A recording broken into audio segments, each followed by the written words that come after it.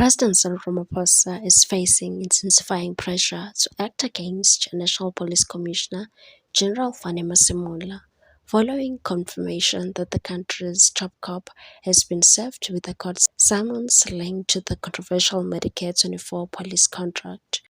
Masemola is due to appear in court on 21 April, a development that has sharpened scrutiny over the leadership of the South African Police Service and raised serious questions about accountability at the highest levels of law enforcement. The situation has been further inflamed by testimony before the Matlanga Commission of Inquiry, where suspended Deputy National Commissioner Shadrack Sibiya made explosive allegations. Sibiya claims Masemola was not only aware of plans to disband the political killings task team, but had actively engaged in discussions about its restructuring, contradicting any suggestion that the move came as a surprise. According to Sibiya, proposals included absorbing the unit into SAP's Murder and Robbery Division.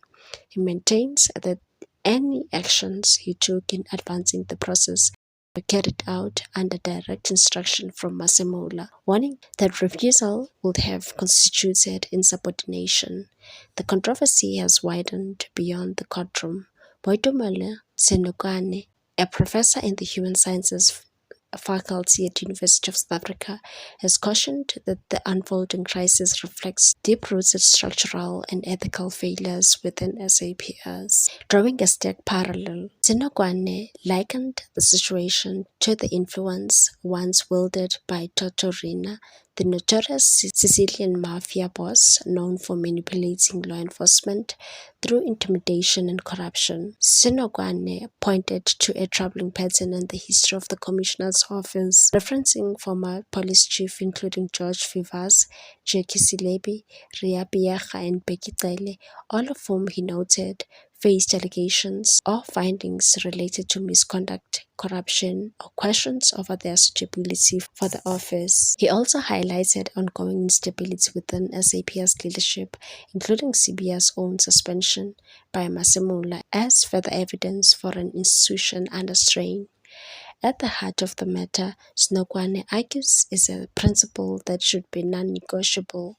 Any police official facing serious allegations should step aside while due process unfolds, and said it would be unthinkable, unfair, irrational, and unethical to expect an investigation to proceed while General Masemola remains in office. He warns that Masemola's continued leadership could compromise the integrity of any investigation, given his authority over the very structures tasked with probing the allegations, and said everyone reports to him. He has the opportunity and the means to interfere. The mounting controversy has placed Ramaphosa in a politically delicate position, with growing calls from opposition parties and civil society for swift action. Critics argue that allowing the National Commissioner to remain in office while facing legal scrutiny risks eroding public trust and reinforcing perceptions of double standards in the public of justice. The presidency has yet to indicate when a decision will be made, but expectations are mounting that Ramaphosa will address the issue in the coming days. Meanwhile, the African Transformation Movement Party stated that it expects National Assembly Speaker Thoko Didiza to act without bias after Parliament confirmed it had received the party's request to initiate impeachment proceedings against President Cyril Ramaphosa over the Phala scandal. The request follows a damning report by the Independent Police Investigative Directorate (IPID) into the alleged cover-up of the 2020 theft at Ramaphosa's Phala farm in Limpopo. The report, declassified last week, relates to the theft of about $580,000, roughly 8 million rand at the time, which was allegedly hidden inside a sofa at the farm. The Action SA and ATM secured the reports released through a Promotion of Access to Information Act application after suspended Police Minister Senzo Mchunu indicated last year that it will remain classified. The IPID report recommends disciplinary action against Major General Wally Rood, head of the Presidential Protection Unit, and Constable H. Rekoto. Rekoto is attached to the Presidential Protection Services Unit at Head Office Pretoria. Pretoria. They are accused of concealing the theft, conducting an unauthorized investigation using the state resources, falsifying official documents, and bringing the SAPS into disrepute. Parliament confirmed receipt of the ACM's correspondence and said the correspondence from the African Transformation Movement is received. The Speaker is currently applying her mind to its content and will be guided by the Constitution, the rules of the National Assembly, and established the parliamentary processes in arriving at any decision. The ACM spokesperson Zamam Jona welcomed Parliament's acknowledgement and called on Didiza to remain objective and said our expectation is that the Speaker applies her mind to the matter in a non-partisan and impartial manner, allowing space for this issue to be ventilated. It has gone on for far too long. We cannot have a president who has a cloud hanging over his head.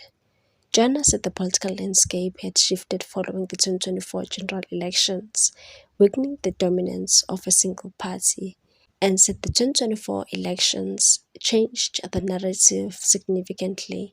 The ANC can no longer rely on its majority to shield important matters. He added that parties within the Government of National Unity will face a critical choice whether to protect an individual or uphold democratic principles. Jona also questioned the apparent inconsistency in how the law is applied and said the point is simple.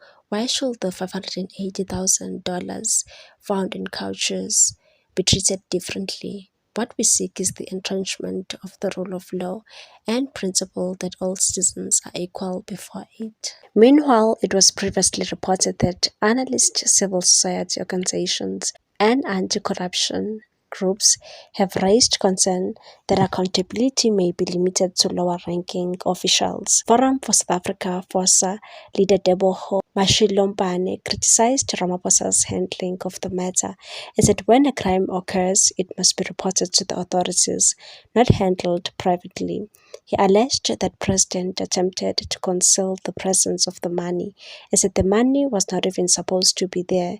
If it had been reported properly, it would have triggered an official investigation.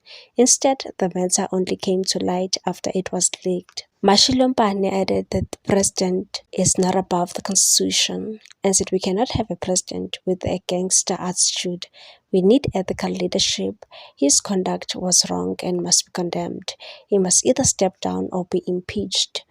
Activist and Citizens Forum spokesperson Dennis Bloem echoed similar concerns, describing the incident as a long-suspected cover-up, and said the police are responsible for handling crime, not private protection units. Ramaphosa should have reported the matter to law enforcement authorities. His actions were unlawful and he must be held accountable. Organization Undoing Tax Abuse Outer CEO Wayne Davenage questioned the broader circumstances surrounding the incident and said the key issue is the extent of the president's knowledge. Whose money was it and why was it on his property? What's your take on this one, people? Thanks for watching. Please subscribe for more news.